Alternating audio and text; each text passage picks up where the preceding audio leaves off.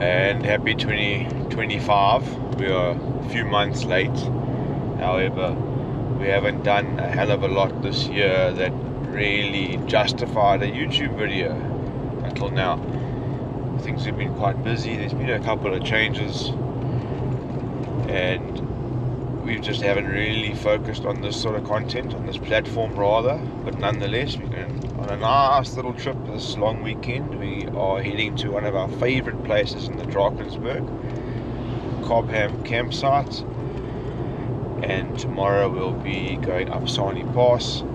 We haven't been up there yet this year, and those who've driven Sani Pass a few times will know that it is an ever-changing little bit of a drive. You know, it's some days it's super easy, and you wonder to yourself, you know, where did it get the reputation it's got? And other days you drive it, and pretty much from the first 5 minutes out the border post, you're in low range already. We are on our approach towards Bulwer. We passed Boston a while ago.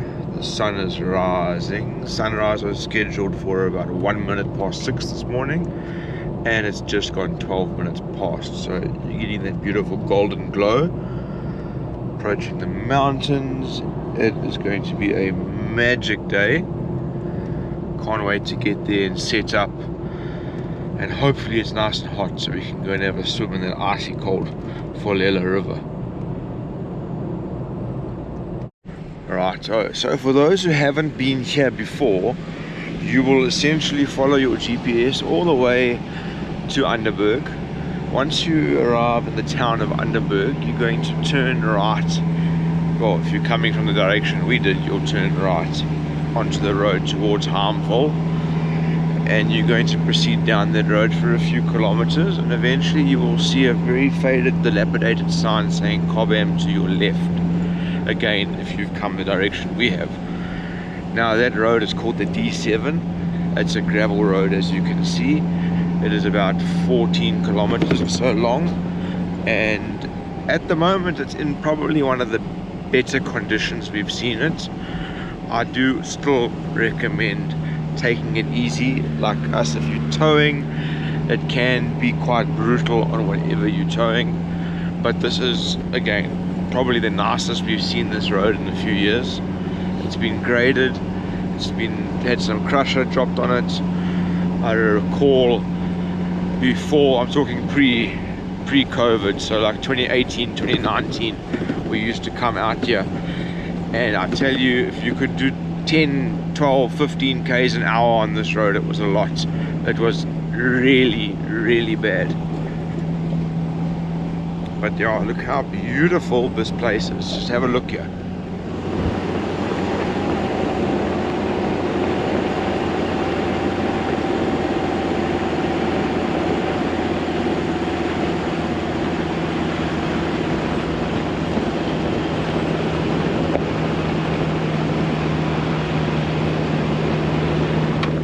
Such a stunning day with these bright blue skies.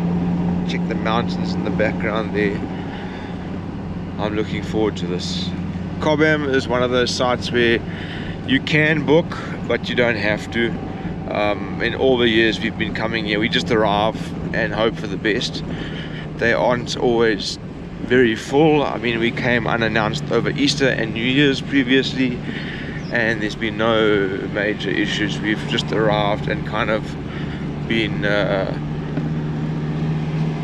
probably at the most, I'd say there was 10 other vehicles or campers around.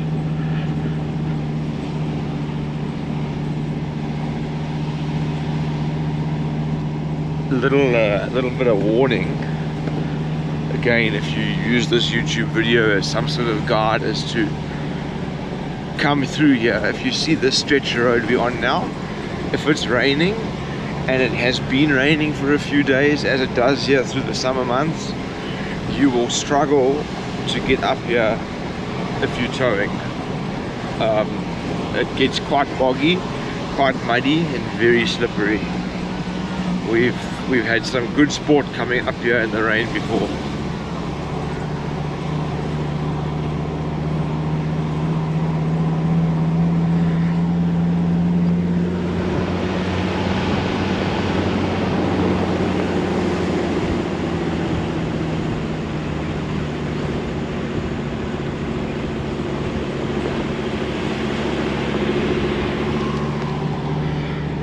But right, that's enough of that. We'll check you the next time when we roll into camp and we start setting up. Okie dokie, so as promised, we are at the campsite. And let's have a look around. So I got Rob from Adventure X, Leon and his missus, ours, and the view. Here's our campsite. So we'll walk to the edge of our campsite and we've got the river. Rockagama. Let's not get charged by a puffadder. There's the suspension bridge over the river. This is the Folela, however you want to say it, river. Little mountain range. Over these mountains, over the next mountains, Sani Pass. Later on we're going to take a walk over there, up to the tippy top of that peak there. But what a cool campsite, hey guys.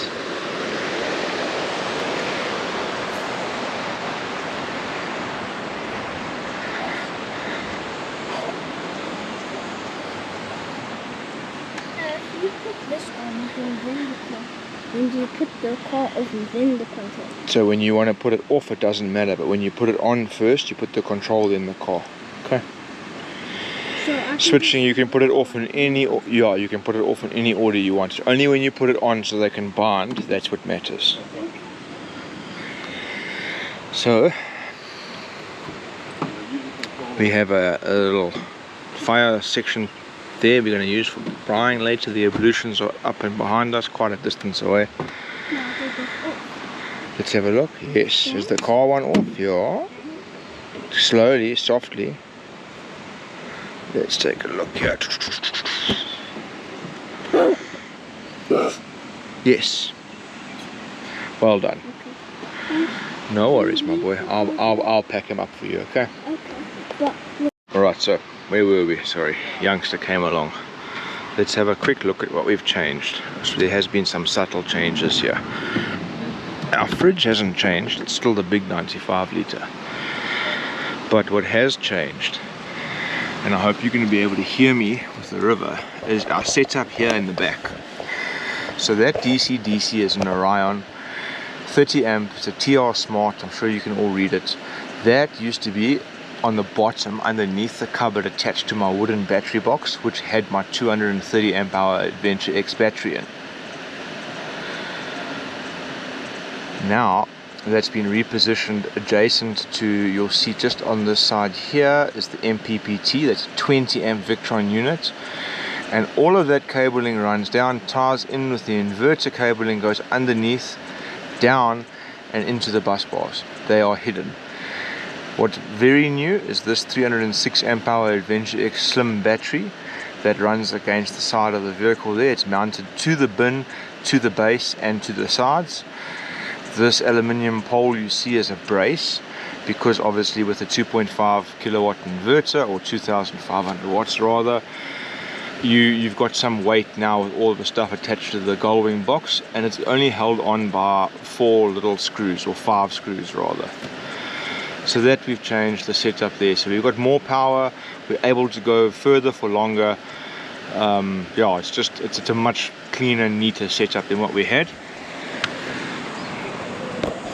Obviously I've got the new Alucab awning. I didn't have a video of the weekend where we lost our previous one.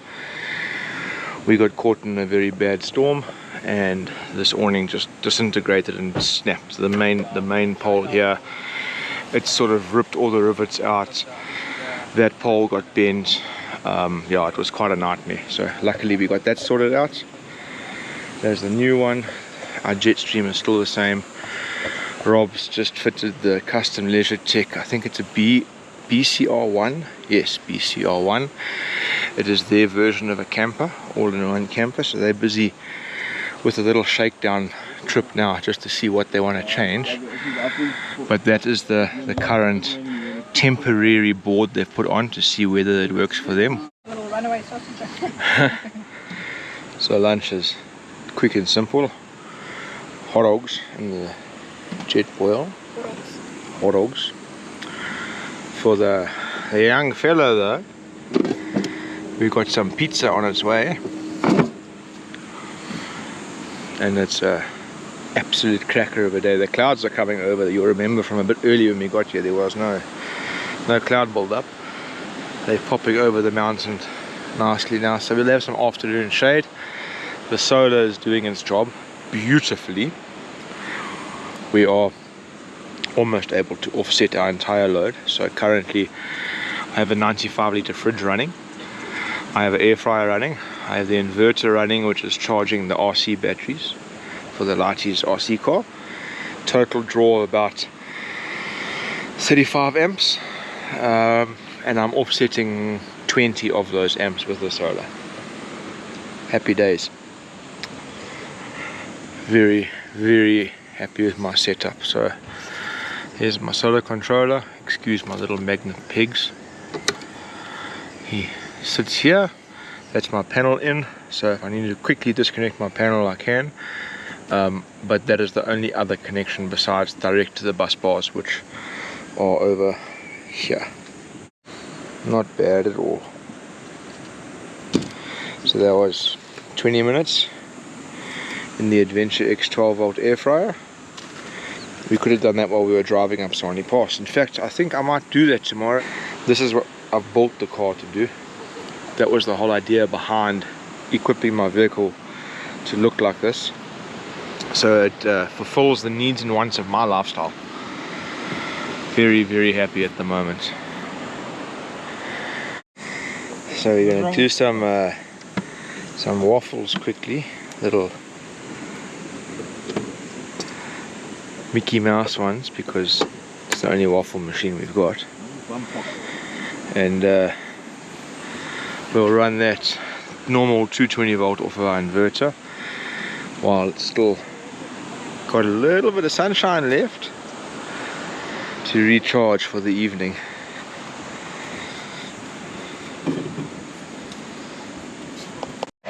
The inverter's on.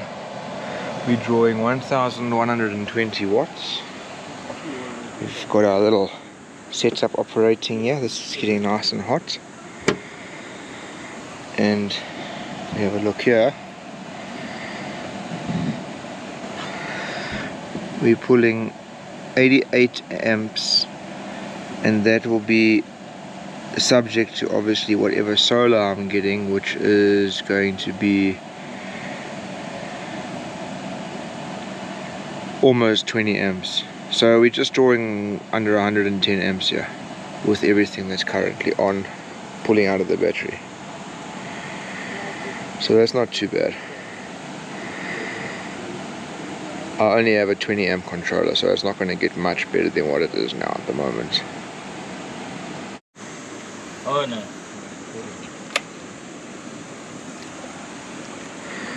Not too bad. It definitely does work. It uses a fair amount of power. I mean, so it's 1200 watts, so it's pulling over 100 amps. But it's all good. We've got the right setup for this type of thing, so we're winning. We've been swimming all day, chilling in the water. It's freezing cold, but it's very nice. So we're now going to cross the bridge, make our way up this path all the way up to the top of that mountain. So, right, this is, like I said, the Polela River. So we swam here underneath the bridge today, which is really cool. It's not shaded, so you need to be somewhat prepared to sit in the sun, have a hat, but it's so cool. I mean, the scenery is amazing out here, and it's not that far from Durban. You just can't beat this, really.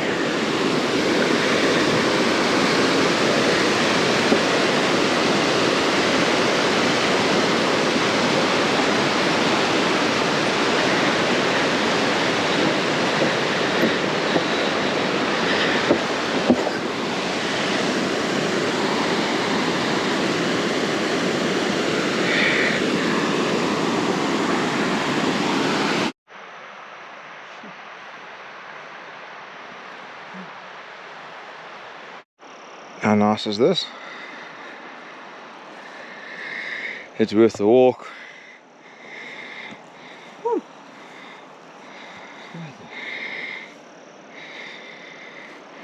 Forward we go.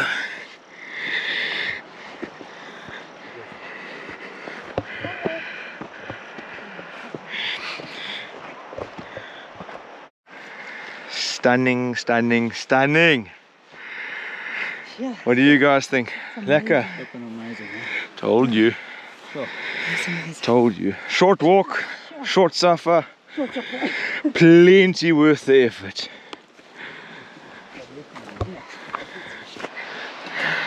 Bit of a climb. You guys are right there.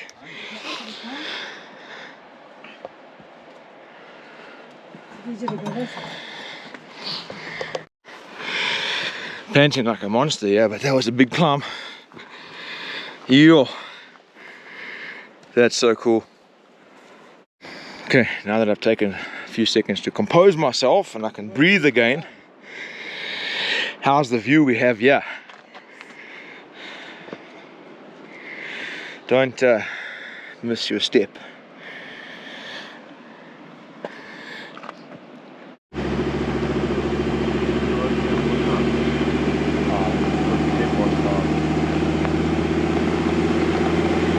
I cut the little bit of video from yesterday quite short, sorry man, we got a bit carried away chatting and braaiing and doing all the normal camp life activities. However, it is now 6:30 the following morning. It is Saturday. We're on our way up Sani Pass now. Well, actually I'm talking nonsense. We're on our way to Sani Pass, hoping to meet a group of mates there. This is that same exit road that we navigated coming in yesterday. Substantially easier without the trailer. Right, so we'll be forming a little bit of the approach to Sani, as definitely, as well as forming the climb up and down, just to give you guys an idea of the current conditions.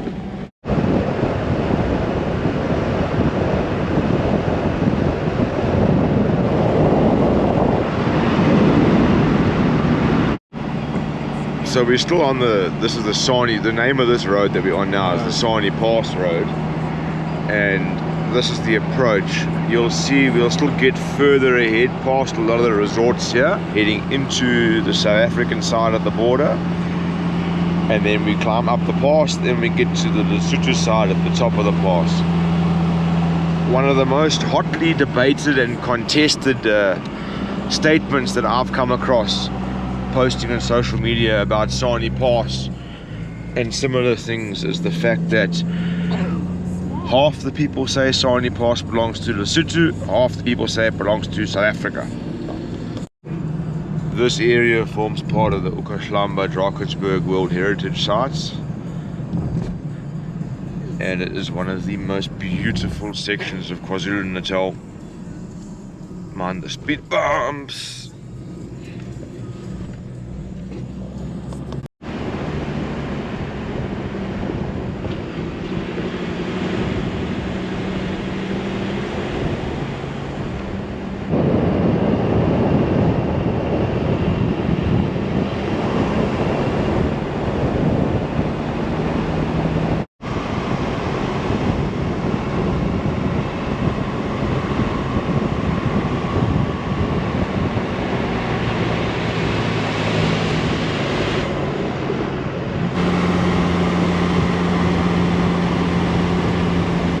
So this is a particularly nice section of road, and often the result of people saying Sani Pass has been tarred, because this has been tarred. This used to be not so pretty, not so nice, but it has been like this for many years now. But I can assure you the pass itself has not been tarred. Righto folks, so we've just gone through Sani Pass border control. Super easy on the South African side, no fees, no nonsense, just make sure you've got a valid passport.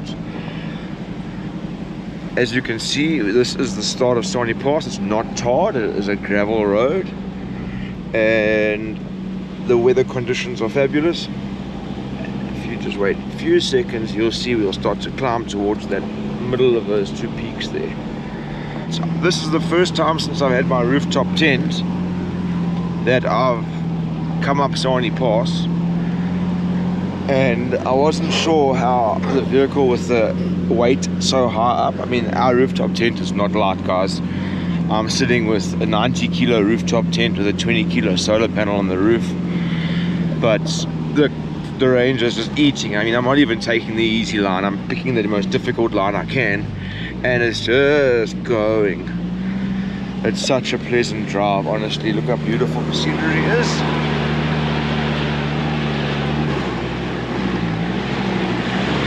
How's it?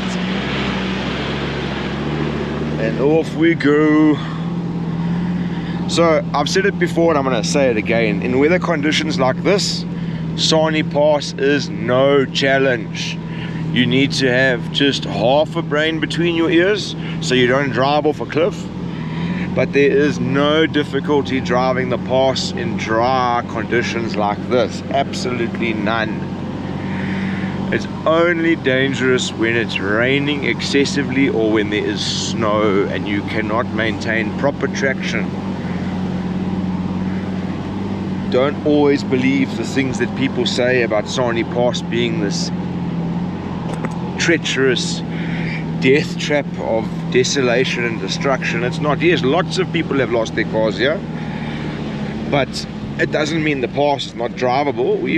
I've driven Sani Pass in my Ford Ranger maybe 20-30 times in a variety of conditions, from knee-high snow to torrential rain, and we've never had an issue on the pass.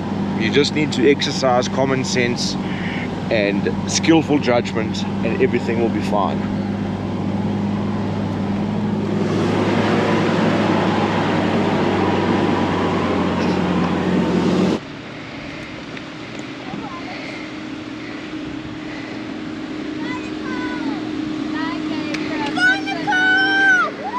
Well done.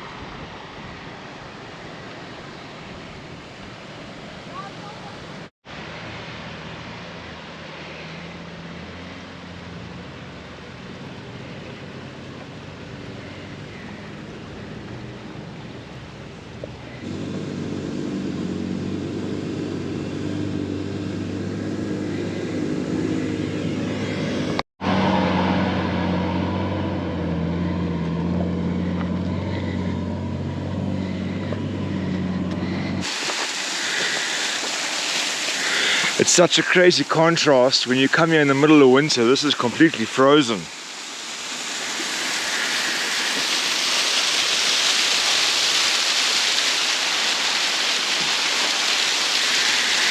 That's so cool. Okie dokie, so we got up Sani Pass, very chilled. There's the Pious pub. Here is the border control. And waiting for the rest of our crew to pull in. We're gonna go and have some grub. Right, there we go. Goes straight in like that. And then off you go.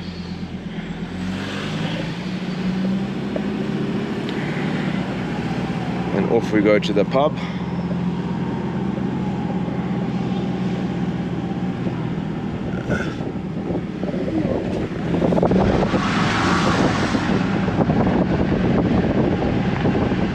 So your entry here is 100 Rand an adult, which is a new-ish tourism levy that they've instituted, as well as a 90 Rand road tax. Payable in cash, and they obviously take South African rands. And that is the end of our little visit to Sani Pass pub. We didn't go much further, time is ticking, and we're running out of time for today. We're still got to get back to camp and negotiate our way down, and the pass is so busy. So I can't guarantee that you're going to see a hell of a lot more content from us, because we just want to get down here now without any major issues. There's a lot of people on the pass, guys, that's no joke. So if you don't see any more footage of Sani Pass, if you have any questions, give us a shout. Back at camp now. We're going to go down by the river, have a little chill out. It's been a really nice trip so far. Hopefully the weather behaves itself and we are able to spend the rest of our time here without any major rain, but time will tell.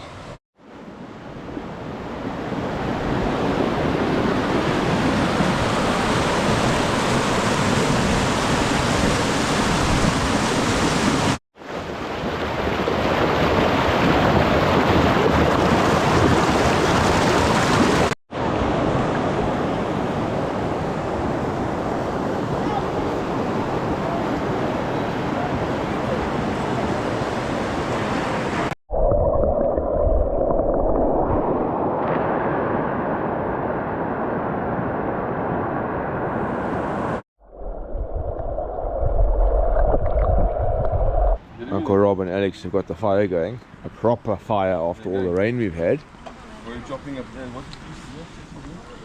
Alex, oh, this is for our YouTube video. Show the guys your axe, bro. Yo, and that's yours, eh?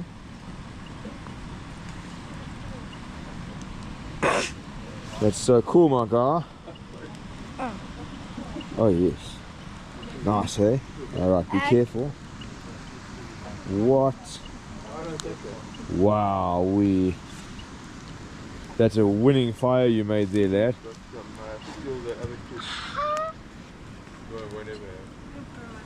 Careful now, eh? So we are just chilling here. Leon and his missus have gone home today. So we've had quite a big storm, but just behind us there's thunder and lightning, and hopefully not more bad weather. Hopefully our weather's going to come from there now and it's going to clear up and we're going to have a lovely evening full of stars and wonderful clear skies. But as you can see, campsite is always, at our campsite, red light dominant. Red light is the better light for camp, and that's not an opinion, it's a fact. And it's simply because the moment you start using different colored lights, even this, you will attract insects and bugs, and this much more so. You need to remember that this all works on a spectrum, and all lights, regardless of color, red, blue, green, pink or other, will attract insects. It's the frequency in which they are attracted that changes. So red light attracts a little bit less, while white light, although far better for preparing and actually working under, attracts the most. So what I've done is I've just simply put rock lights that are supposed to go underneath your car and make it look cool. I've got a couple of those. They've got some Velcro that attaches to my awning, as you can hear, and they go on. Little Velcro cable tie thingies here, and that is all I use. That's it. And it works beautifully. Okay, you won't see a hell of a lot now because this side is pretty dark. We'll come here. Let me just switch my outside light on, and that's our campsite. Same as last night, same as what I showed you, but this is not going to stay on because it attracts way too many ho-hos. So let's hope that's the last of the rain. Go chopping some wood with his little axe, and he's going. Careful your feet. Winning, guys, we're winning. Good morning. So this is what camping is all about. What a beautiful morning to wake up to this. Still got to clean up. My wife is chilling in the rooftop tent. You can just see her feet sticking out.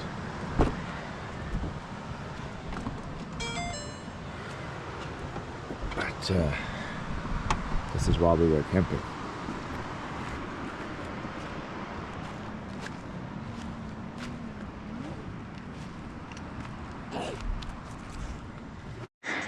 It's obviously pack up day for us today, so I've moved from there to here to get more of the sun on the tent and make sure everything dries, because we had a fair bit of rain last night.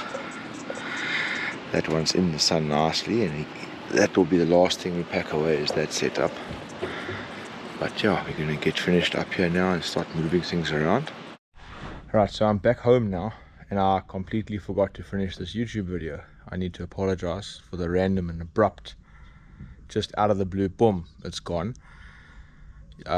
Need to just explain that I only make the videos because my son wants to watch them. I've got no real interest in making them for any other reason. But I'm home, all is good, no issues. We're busy unpacking everything and getting everything ready for the next trip. So if you've made it this far, thanks for watching.